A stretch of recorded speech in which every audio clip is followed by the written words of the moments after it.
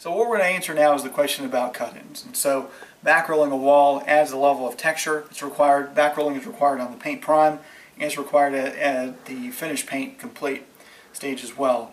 So back-rolling adds a level of texture, adds a little bit of depth and dimension, and so it's part of the paint process and part of the True Homes quality standard. But the question remains, how close does one need to back-roll? Does a painter need to back-roll relative to trim or even outlets? And so the answer is we're expecting a back roll to occur somewhere between, at least within 2 to 3 inches from about here to here, between here and the plate of the light socket. And so obviously there's no texture when you get within an inch of, or two of the actual plate itself, electrical plate, or maybe even 1 to 2 inches from the baseboard, or even from corners.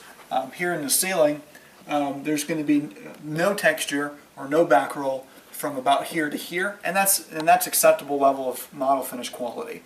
Obviously from here to the corner as well, those angles are going to be too difficult for anybody to get any sort of back roll texture in. So in those areas, and so the expectation is obviously we want to make sure that there's back roll from here to here. If you don't see back roll or texture, that's a problem. But again, from about 2 to 3 inches away from any sort of angle or any sort of piece of casing or an outlet cover or even a baseboard.